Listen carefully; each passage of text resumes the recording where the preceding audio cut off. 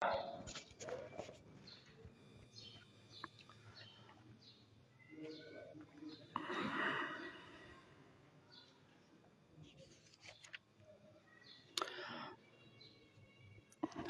الله الرحمن الرحيم. فصل في قسمة التركات بين الورثة والغرماء. تقسیم کې د وراثت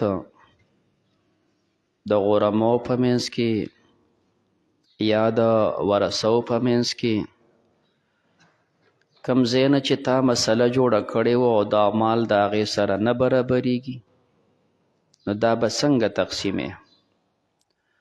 ظاهري په دې عنوان باندې اشکال دی چې قسمت الترکات بین الورثه والغرماء، د ورثو د غرماو په منځ کې تقسیمونه نه وي، ځکه تا وړاندې وې چې د دې مال سره اول تعلق د مړي دی، تجهیز تکفین. دویم نمبر تعلق د غرماو دی چې د قرض نه مال بچ شو. بیا دریم نمبر وصیت دی. بیا څلورم چې کوم دی وراثت دی. د غریم قرضداري سره وارث تقسیمات نشي کولی، بلکې لومبنی حصه د غریم دا به خپل قرض اخلي. نه د دې وجې نه جواب ته کوی شي عبارت کې حذف دی. نو په قسمت ترکات تقسیمول بین الورثه دا جدا ټکی دی. همدارنګې و قسمت الترکات بین الغرماء، مال کم دی او ټول قرضونه پې نه پوره کیږي، دا به د دې غرماو په منځ کې څنګه تقسیمې؟ همدارنګې غرماو ته خو د قرض ورکو، وصیتونه پوره شو، اوس چې خبره وراثت ته ورسېده هلته مال په دوی برابر نه تقسیمیږي، نو دا به څنګه تقسیمو؟ دا دواړه مسلې بیلې بیلې دي. نو دی فرمای اذا کان بین التصحیح و ترکتی، کله چې د تصحیح او د ترکې په منځ کې مباینتون، مخکې را روان دی موافقتون، یا مباینت وي یا به موافقت وي، نو هلته به ضربونه کو. نو دا دوه احتماله خو دی بیانوي، خو کله داسې وي په مابین د تصحیح کې او په مابین د ترکه کې نه مباینت او نه موافقت وي، بلکې هلته تساوي وي. هلته تساوي وي نو ته خو دا نه ذکر کې، نه دا تساوي دا ځکه نه ذکر کوي چې دا واضح دی. مثال یو سړی مړ شو، مور پلارې پاتې شو، دوې لوریانې پاتې شوې، نو ښکاره ده چې یو سدس د پلار دی او یو سدس د مور دی. ثلثین پکې د بچو دي، نو څلور بیا ورسیږي، دوه دوه د یو رسی، دا تصحیح ده. اخوا ته وګورو پټی څونه دی چې پټی تقسیم او جو شپږ جریبه پټی دی، نو چې د کم نه تصحیح راله اقه شانتې برابر شپږ جریبه پټی دی، نو کسرونو ته او ضربونو ته هېڅ ضرورت نشته، یو جریبې د پلار او بلې د مور او دوه جریبه د یوې او دوه جریبه د بل. همدارنګې شپږ زر روپۍ پاتې شوي دي، د کم نه چې تصحیح وه اقه شانتې معلوم دی، زر د پلار او زر د مور او دوه د یو او دوه د بلې جینې، دا واضح دی. نو ځکه دا نه ذکر کوي. دا هغه ذکر کوي چې که مابین د دې کې چې تا تصحیح دغه صورت کې د شپږو نه راوستله او ترکه چې کوم د شپږ نه دي، ترکه اووه جریبه پټی دی، ترکه 2000 روپۍ دی. اوس به څه کوو؟ ترکه 8000 روپۍ دی، نو تا خو تصحیح د شپږو نه راوستې ده، او اخوا سیز مال هغه شپږ نه دی، هغه 8 دی، هغه 9 دی. نو هغه چې مال کم پاتې دی هغه ته ترکه وایي. دې خوا چې کم تصحیح ده د دې دواړو منځ کې به نسبت ګورو. بطوري مثال تا تصحیح راوسته د شپږو نه، پټی تقسیمو، اخوا پټی پاتې شوی د 7 جریبه، مال تقسیمو، تصحیح راله د شپږو نه، روپۍ پاتې دي 2000 ولکه، دا 2000 ولکه په شپږو څنګه تقسیم کو؟ دلته په نسبت به وګورئ، تصحیح چې چی دي، ترکه چې 100 دي، منځ کې څه نسبت دی؟ جی مباینت. تصحیح دی راوسته د شپږو نه، روپۍ ورته پاتې دي 8000، تصحیح چی ده؟ ترکه 8 ده، د چی او د 8 کې څه نسبت دی؟ موافقت. کله به موافقتي کله دا شقونه ذکر کوي. نه بیان تصحیح و ترک مباینتون، نه چې مباینتي قانون دا دی پضرب ضرب کا سهام کل وارثین، د ار وارث حصه راواله من التصحیح، او دا ضرب کا فی جمیع ترکته، په جمیع ترکه کې، او چې داغه نه څه جوړ شول به ثم مقسم المبلغه، دا تقسیم کاله تصحیح اسی به معلوم شي. مثال د هغې بنتان و ابوان، دو لوریان پاتې شي، مور او پلار پاتې شو، نو په دې کې د تساوي مثال ویلی شي، په دې کې مباینت ویلی شي، په دې کې موافقت ویلی شي، غونډ په دې کې جوړ کا. سړی مړ شو، مور او پلار دي او دوی لوریانې دي،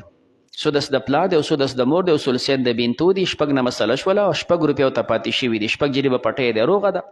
یوه روپۍ د پلار، یوه د مور، او دوه د یوې جینې، دوه د بلې جینې. دا تصحیح ده، دا تساوي ده، دا نه ذکر کوي،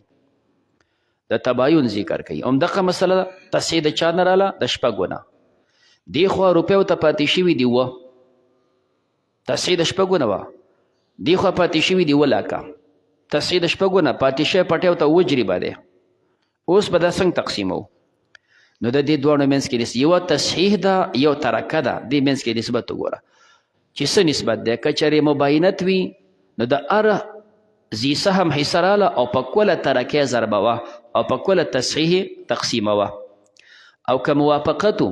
ته حصه راله په وفق د ترکې کې ضربوه او په وفق د تصحیح باندې تقسیموه. دا دوه لارې دي. ښه جدي مثال کې شپږو کې یو پلار اغستی، بل مور اغستی دی، او دوه یوې جرې دوه بل اغستی دی، او ترکه ورته کېږي اووه. نو چې اووه کېږي د پلار یو دی، یو راواله ترکه کې ضرب که چې 100، یو په 100 کې 100. اوس یې تقسیم که په کله تصحیح باندې. کله تصحیح چې ده 100 چې تقسیم شي په چې باندې، یو به روغ ورسیږي او یو به سودس ورسیږي. یو خو روغ شپږ لاړې، یو په دې شپږو تقسیم که شپږ سودسه به جوړ شي. نو یو روغ او یو سدس دا د پلار، یو روغ او یو سدس دا د مور. جینکې یوې سره دي دوه راواله چې کوم دی، ضرب یې که په کله ترکه، ترکه څونه ده 100، مباینت دی په کله کې ضرب که، نو 2 په 100 کې 14. اوس تقسیم که په کله تصحیح باندې چې چی دي، نو 14 په چې باندې تقسیم که، نو 2 به روغ ورسیږي او 2 به سدسونه ورسیږي. نو 2 روغ او 2 سدسه د یوې جینې شو، 2 روغ او 2 سدسه د بلې جینې شو. دا د مباینت صورت دی. واپس دی بیا عبارت ته وګوره، که مباینتو نو فضرب ضرب کا سهام کل وارثین، د ار وارث د پلار یو تا ضرب کو، د جینکو 2 هغه د ضرب کو، پس کې په جمیع ترکه، جمیع ترکه و 100. بیا راواله ثم مقسم المبلغه، چې څو ته جوړ شو دا تقسیم که علی تصحیح په تصحیح چې چیو. وشو که نه شو؟ ښه اوس دا واړه مخکې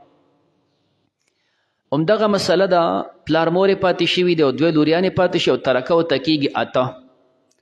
تصحیح دې وی د چا نه راله؟ د چې نه. ترکه ورته څونه ده؟ 8. اوس د دې تصحیح او ترکې منځ کې نسبت وګوره. چې متوجه که 8 ته 2 به پاتې شي، 2 راواله چې ته متوجه که 2 په 2 به برابر شي.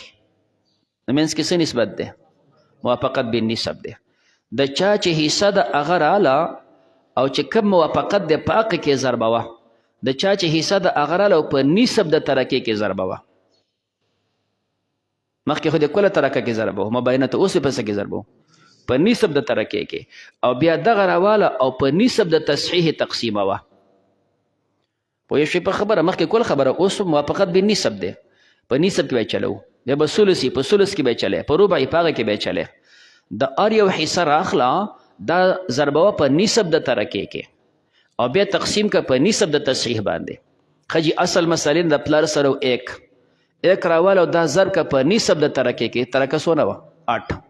نسب یې 4، نو 1 په 4 کې 4 شو که نه؟ اوس یې راواله او تقسیم که په نسب د تصحیح باندې. تصحیح د چې نه وه؟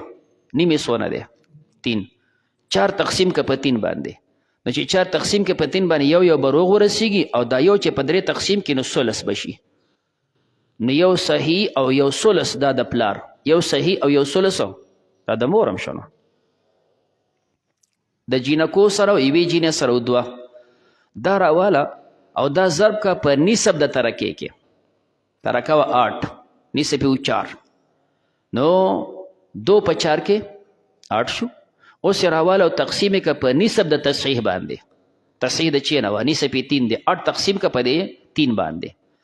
نو چې 8 تقسیم کې په 3 باندې نو 2 به روغ ورسیږي او 2 به چې کوم د ثلثه ورسیږي نو 2 روغ او 2 ثلثه د یوې جینۍ شو 2 روغ او 2 ثلثه د بلې جینۍ شو موافقت دې زده کو بل مثال درته ومیم خو دا مخکې عبارت ته وګوره نو دا خو مثال شو د تباین اوس وایي دا ته اذا کان بین التصحیح والترکتې چې په مابین د تصحیح کې مثال دی وی چې والترکتې او ترکه و 8 موافقتون منځ کې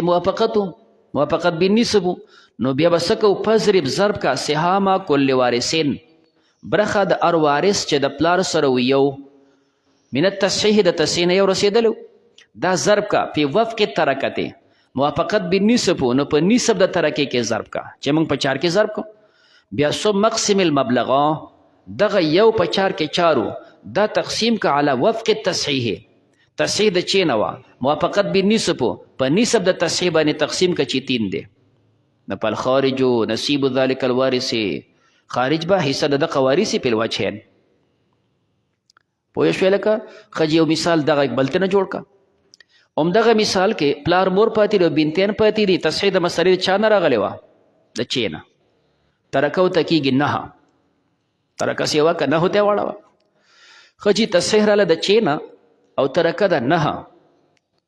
اوس نسبت وګورو تصحیح چې ترکه 9 مابین د شي او د 9 کې څه نسبت دی چې متوجه که 9 ته 3 به پاتې شي 3 متوجه که چی ته یو ځل 3 بیا 3 په 3 برابر شو نو 3 په 3 برابر شو موافقت بالثلث دی موافقت بالثلث د چا چې حصه وي د تصحیح نه هغه راله او په ثلث د ترکې کې ضرب کا بیا په ثلث د تصحیح باندې تقسیم کا ځکه موافقت بالثلث دی په ثلث کې به وس چلی د چا چې حصه وي د تصحیح نه هغه راله ضربوي په ثلثو د ترکې کې او بیا به تقسیم کې په ثلثو د تصحیح کې مخکې موافقت بالنسب نو موږ ضربو په نسب د ترکې کې اوس موافقت بالثلث دی په ثلث د ترکې کې ضرب کا موافقت بالربع په ربع د ترکې کې به ضربې بیا مو مخکې تقسیم کړو په نسب د تصحیح باندې ځکه موافقت بالنسب اوس بیا په ثلث د تصحیح تقسیمو ځکه موافقت بالثلث دی کله بیا په ربع د تصحیح باندې تقسیمې ښه د پلار سره دی یو راواله او دا ضرب کا په ثلث د ترکې کې ترکه د څومره 9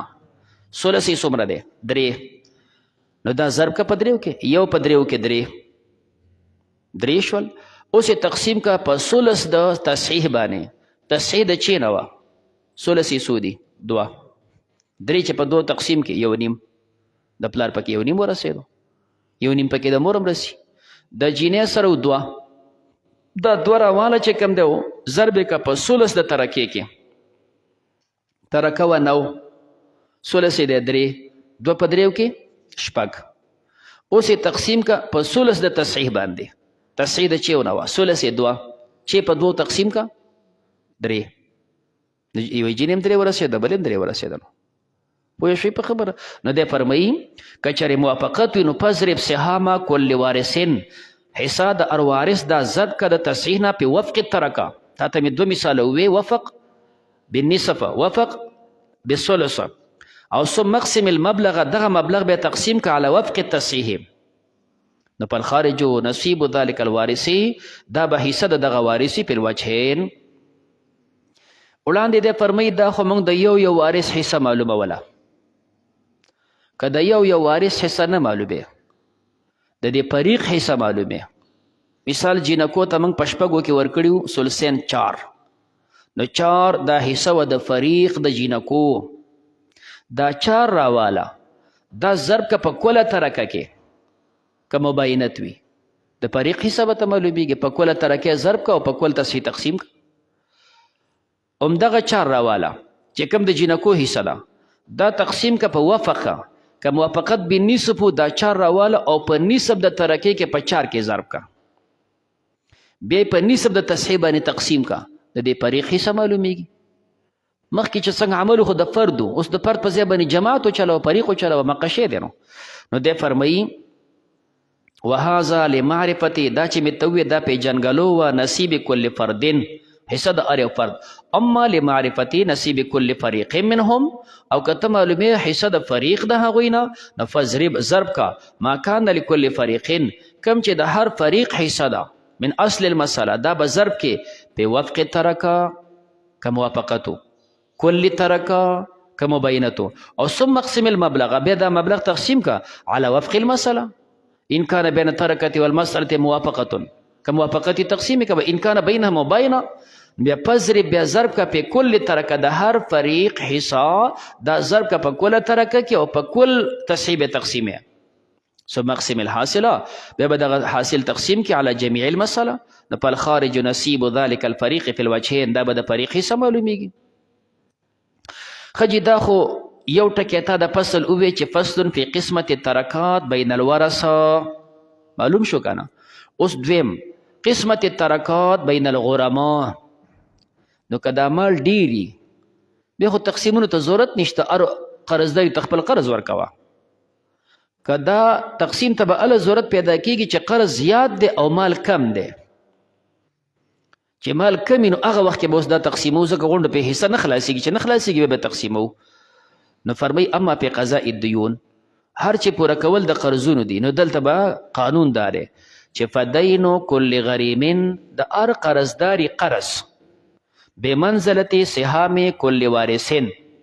دا داسې دی لکه څنګه چې دا سهام د وارثو، نو دا مجموعه دیون دا پشان د مجموعه ورثو دي، دا مجموعه دیون دا پشان د مجموعه د تصحیح دي. نو کمال وی خو غونډ لورکا نه، نو بیا فل عملو فی العمل مجموع الدیون، دا مجموعه دیون بمنزلت التصحیح. نو اقصی مخکې عمل بکې چې څنګه دی وکړو، مثالونه ته وایي. بطوري مثال چې یو سړی دی چې د هغه په یو کس باندې 3 روپۍ دي، د بل په 2 روپۍ دي، د بل په 1 روپۍ ده. نو قرضونه مو راجمع کړه، د یو په 3، د بل 2، د بل 1، ټوټل په څونه قرض شو؟ 6 روپۍ. په دې سړي 6 روپۍ قرض دی. نو کمال 6 روپۍ د هغه نه زیاتې، بیا خو دې قصو ته ضرورت نشته، غونډ قرض خلاص کا. دا به اله تقسیمات کو چې مال کم دی. خجی قرضونه په دې رال 6، تا ته مجموعه قرضونه دا پشان د تصحیح دي، مجموعه قرضونه پشان د تصحیح 6 شوه. اوس دی خو مال وګورو، ترکه چې موقع ته 15 روپۍ دی، به توري مثال 15 روپۍ دی، 15 په 6 باندې اوس دغه قرض نه خلاصيږي. نو چې نه خلاصيږي مخکې د قانون وي مجموعه دیون چې دا پشان د تصحیح شو، دی خو ترکه ده، نو دغه تصحیح براولو ترکې ته بیا نسبت وکړو چې منځ کې څه نسبت دی، تباین دی که توافق دی. خجی دلته یو عدد دی 5 ترکه ده، بل عدد دی چې دا دیون دی، منځ کې چې نسبت وکړو تباین دی. نو چې تباین دی قانون دی وسوي، نو دین د هر داین دا پشان د وراثت د هر وارث دی، دا راله او په کله ترکې ضربوه او په کله تصحیح باندې چې مجموعه د دیون دی په هغې تقسیموه، ځکه صورت د مباینت دی. د ترکې نه د پلار سره دی 1، مور سره هم 1 دی، یوې لور سره هم 2، دا څو د قرضونو کې مړه، نو قرضونو کې یو دی په 3 او د بل دی په 2 او د بل دی په 1.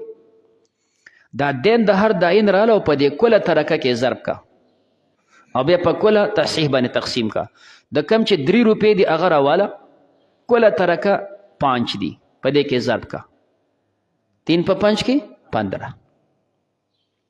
اوس دا راواله او په کله تصحیح چې مجموعه دیون دی په هغوی تقسیم کا، 15 تقسیم کا په 6 باندې، نو 2.5 رسی که نه، چې 12 او 3 پاتې کېږي 2.5. د 3 روپو والا ته 2.5 روپۍ ورسېدې، نورې پیسې نشته، 1.5 روپۍ ستا تاوان. د دې بل سره 2 روپۍ قرض، دا 2 روپۍ راواله مباینتو په کله ترکه کې ضرب کا، کله ترکه د 5، نو 2 په 15 کې 10. اوس یې راواله کل دیون چې دا حیثیت د تصحیح په هغې باندې تقسیم کا، 10 په 6 تقسیم کا. نو 10 چې په 6 تقسیم کې، نو 6 کې به 1 روغ ورسیږي، باقي 4 پاتې کېږي، نو د هغې ورسیږي 1 روغ او 4 سود سه. نو د 2 روپو والا ته 1 روپۍ او 4 سود سه 2 روپۍ ورسېدل، د ده پکې 2 سود سه تاوان شول. د چا چې پیسې ډېرې هغه ته تاوان ډېر میلاو شو هغه ته 3 سود تاوان شو د ده ته کمې وي ده ته 2 سود تاوان شو ځکه دا 1 روپۍ او 4 سود ورسېدل د چا چې 1 روپۍ قرض و هغه راواله ضرب یې که په کله ترکه کې یو په 5 کې 5 اوس یې ضرب که په کل دویونو باندې کل دویونو چې 5 تقسیم که په چې باندې د 15 سود څه به شي د ده پکې 15 سود څه ورسېد 1 سود یې تاوان شو 1 سود یې تاوان شو پوه شوې په خبره مجموعه دیون دا به تصحیح وي او اخوا ترکې ته به وګورو مثال به تا ته ذکر کو کم مثال کا د مباینت خجی موافقت ته واړوه همدغه دی یو سړی مړ شو د یو پې 3 دي د بل پې 2 دي د بل پې یو مجموعه پې څونه قرضونه شول شپږ ترکه ورته پاتې د 4 روپۍ ترکه ورته پاتې د 4 دا ترکه چې 4 اخوا تصحیح د چې منځ کې نسبت وګوره 4 متوجه که چې ته 2 پاتې شي 2 4 ته متوجه که په 2 برابرېږي موافقت بالنسب دی چې موافقت بالنسب دی دین د هر داین راله او په نسب د ترکې کې ضربه وه او په نسب د مجموعه دیونو باندې چې تصحیح د په هغې تقسیمه وه خیال کې راځي خبره ښه دین د یو کس پکې 3 روپۍ وي دا راواله او ضرب یې که په نسب د ترکې کې ترکه وه 4 نسب یې څو دي 2 په 2 کې ضرب که نو 3 په 2 کې 6 3 په 2 کې 6 شو اوس یې تقسیم که په نسب د تصحیح باندې نسب تصحیح مجموعه د دیونو وه دیون 6 نسب یې 3 دی نو چې تقسیم که په 3 باندې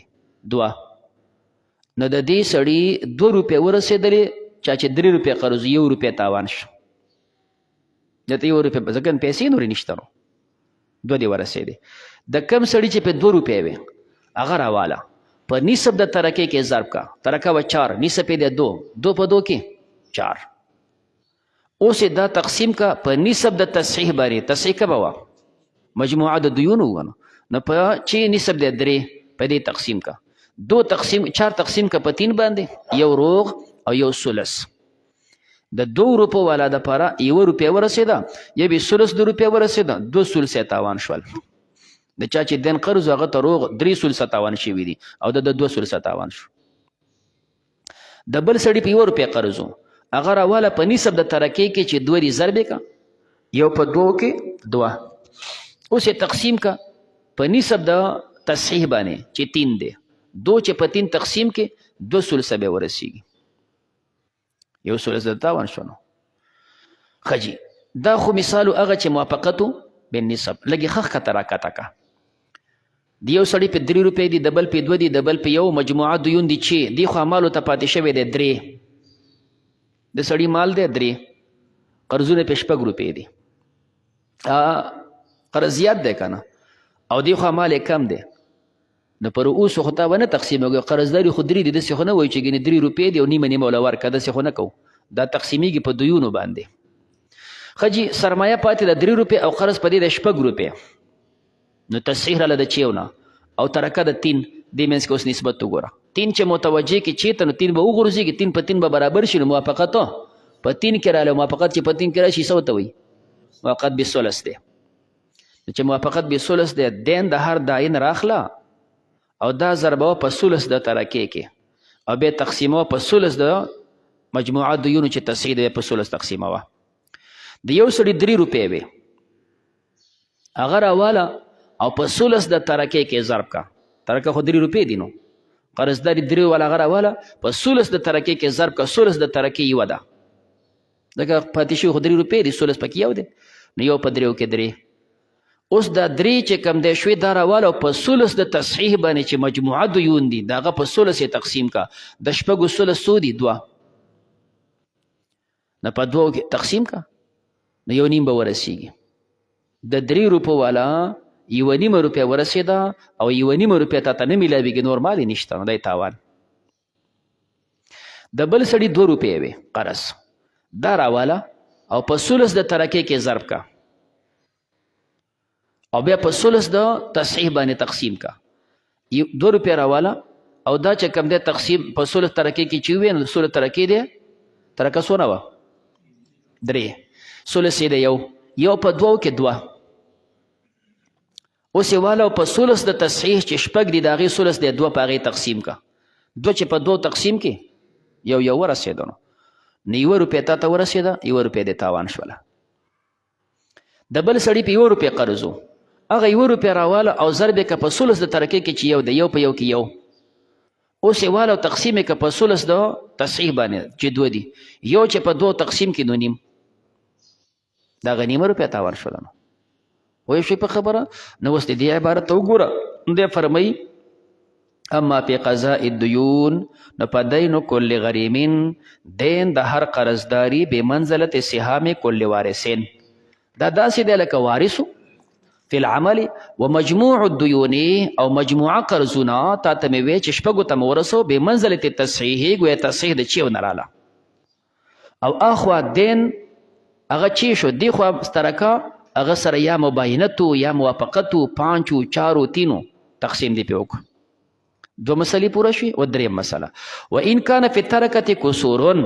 او که په ترکه کې کسر راغلی نو فبسط الترکه اوس د ترکه کولو کا والمسأله مسلم کولو کا کلتیهما دواړه په دې کې کسر نسبی راغلی دا وړه انصاف وتا کسر ربعی راغلی دا وړه ارباع وتا بیا په هغې باندې عمل وکړه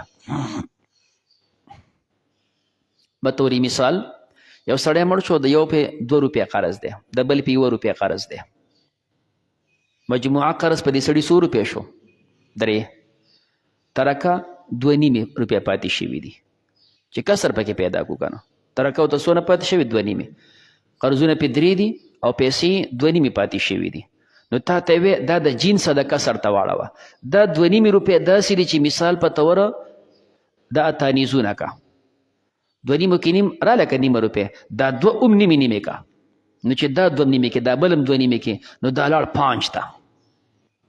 که ته ورته 15 اتانیزه وته او که 2 نیمې روپۍ وته وې نو جنس د کسر ته واړوه نو دا به واړې نو ترکه لاړه 5 ته نو څنګه چې د دا نیمونه کړه دی خو قرضونه هم دقسې نیم نیم کا نو قرضونه خو 3 دا چې ته نیم نیم کې نو چېرته لاړه نو ګویا داسې شول چې په د قرضونه چی شول او ترکه 5 دي دې ته جنس د کسر وایي اوس به په دې کې نسبت وګورئ د 5 ترکه ده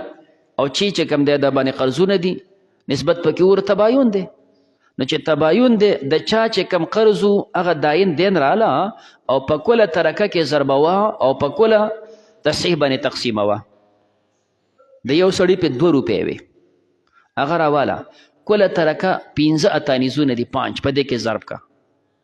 2 په 5 کې 10 اوس یې تقسیم کا په کله تصحیح باندې تصحیح مونږ چېرته رسولی وه 10 تقسیم یې چې نو د پکې ورسېدل 1 روپۍ پکې روغه ورسېدله او د بل پکې 4 سود سه ورسېدل پوه شوې پکې 2 سود سه تاوان شو د دې بل په 1 روپۍ وه دا والا ضرب که په کله ترکه کې چې 5 دي نو یو په 15 کې 15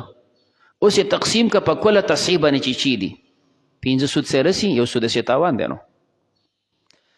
دا و کسر نسبي کسر ربعي ته واړوه چې د یو سړي په 2 روپۍ دي د بل په 1 روپۍ ده ټوټل قرضونه څونه شول 3 دی خوا د سړي ترکه پاتې ده په باندې 2 روپۍ په باندې 2 نو ربع پکې راله کرندله دا روغ ربع ته واړوه دا 1 روپۍ هم څلور که دا بل روپۍ هم څلور که یو خو پکې هسې هم څلور شته نو ترکه به څونه شي 9 ته لاړه څنګه چې د ترکه 9 ته ورسوله دی خوا همدغه رنګې قرضونه 3 دي دا هم په 4 4 که نو 3 4 12 به شي نو قرضونه لاړ 12 ته دې ته کسر ربعي وایي نو دی خوا قرضونه 12 ته لاړ ترکه 9 ته راله اوس یې نسبت وګوره 3 په 9 په 12 سره موافقت دی په څه کې په ثلث کې موافقت بالثلث دی دین د هر داین راخله او دا ضربوه په ثلث د ترکې کې او بیا په ثلث د تصحیح تقسیم کا د یو سړي په 2 روپۍ وي دا 2 روپۍ راواله او ثلث د ترکې کې ضرب کا ترکه مو کم ته رسولې وه 9 ته ترکه مو 9 ته رسولې وه ثلث یې څه شی دی 3 دا 2 راواله په 3 کې ضرب کا 2 په 3 کې 6 اوس یې په ثلث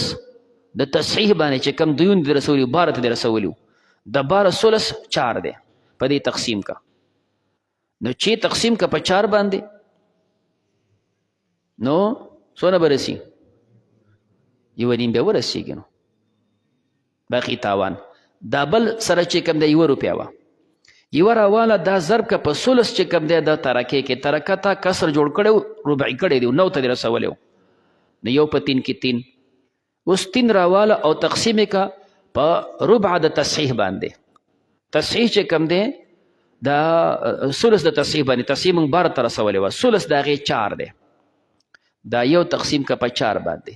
یو چې په 4 تقسیم کې نو د هغې به ورسېږي ربعونه 3 ربع به ورسېږي یو ربع بیا تاوان شي نو تا ته فرمایي وان کان په ترکتې که په ترکه کې کسورون کسر راغلی وي نسبي دی ربعي دی نو فبسط ترکته دا ترکه کلو کا دا ترکه هغه کسرون ته واړوه ترکه 2 نیمې وي کسر نسبي پکې راغی موږ کلو کړه 5 ته مو واړوله دارنګې په ترکه کې په باندې 2 وي کسر ربعي پکې وو نو دا 2 مو ربع کړي نو 9 ته مو ورسوله والمسألة کلتیهما مسلم دغسې پراخه کا چې کله تا کسر هغه نسبي چې کم دی واړو 5 ته نو دې خوا 3 روپۍ قرض هغه موږ واړو 6 ته په ده کې ربعي کسر راغلی هغه دې واړو 9 ته نو دې خوا دې تصحیح چې کم 3 قرضونو بل چې هغه دې واړول 12 ته معنی اجعلهما دا دوانه وګرځوه من جنس الکسر د جنسه د کسر نه که هغه ربعي دی او که هغه نسبي دی ثم قدم فيه ثم عمل فيه بیا پکې عمل وکړه ما رسمنا کم چې مې ته طریقه وښوله بیا هغه عمل پکې بیا وکړه فصل په تخارجي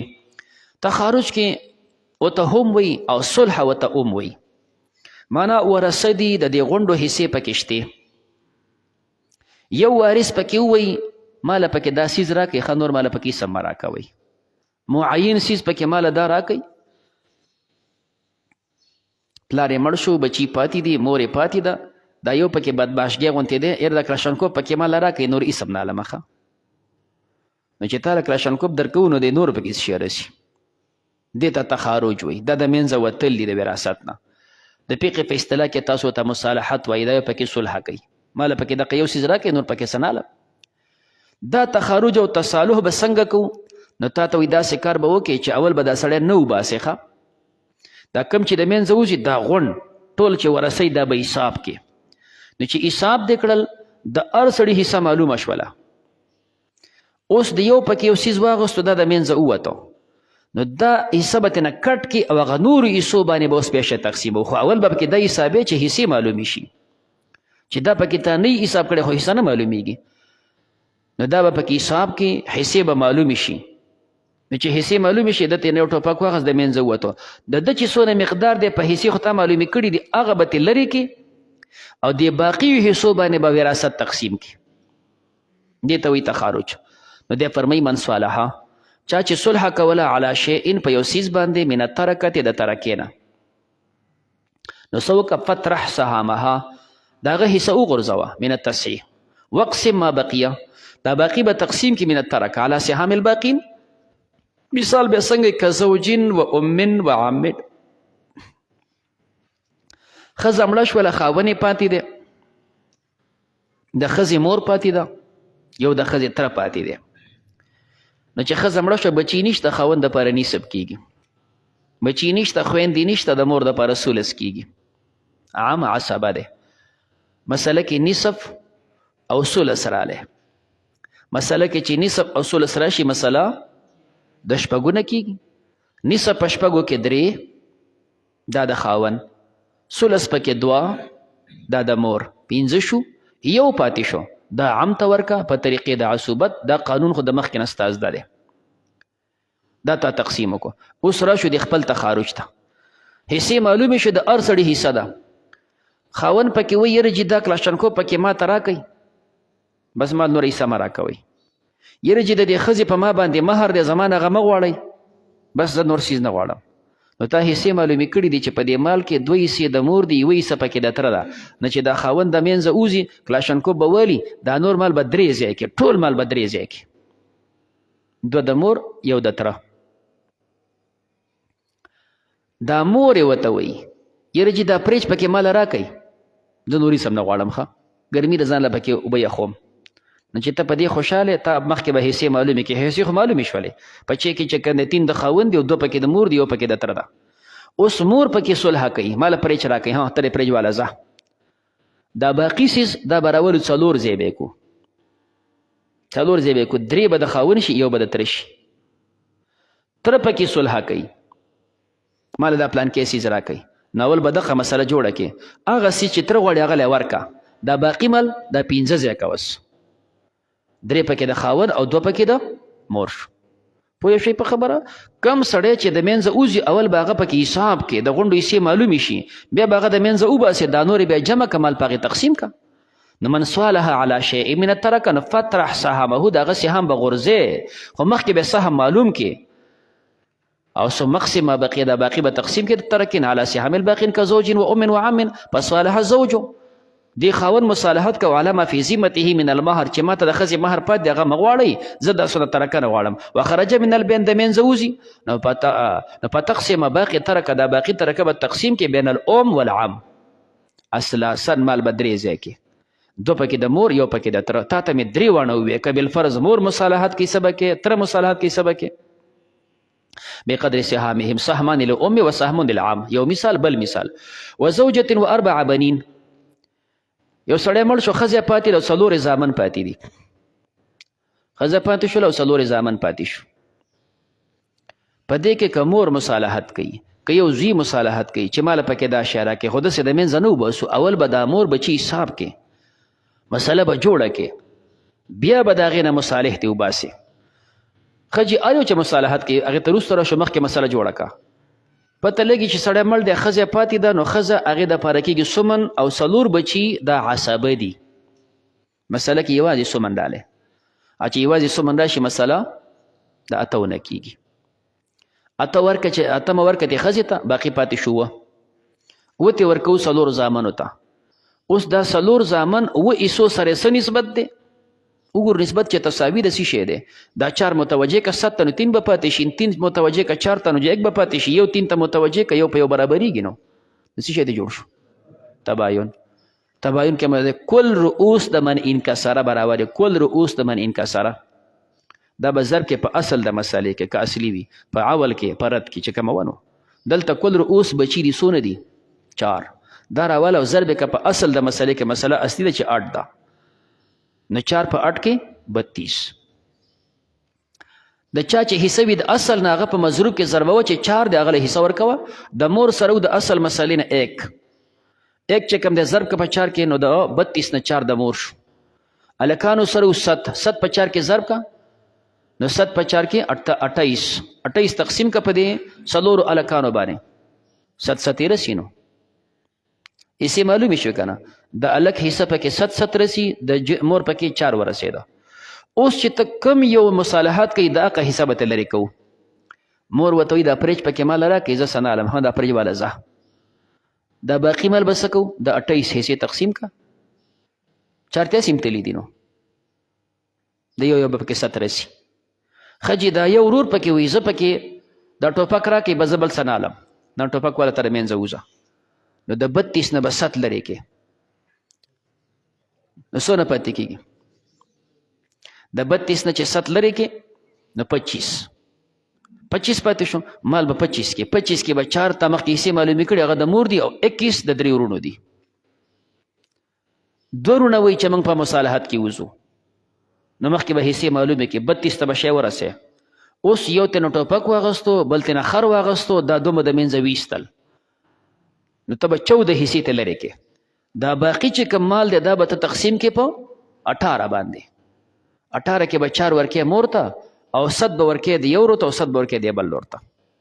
دا طریقې چې مخکې به سیس جوړ کې بیا د هغې نه پس چې کوم ووتو هغه حساب به ته لرې کې او دا باقي مال به بیا تقسیم کې نو 4 بنین فصالح احد البنین یو زوی پکې مصالحت کوي علی شیئن پس شی باندې وخرج من البین نو په یو قسم تقسیمولی به شي باقي ترک علی 25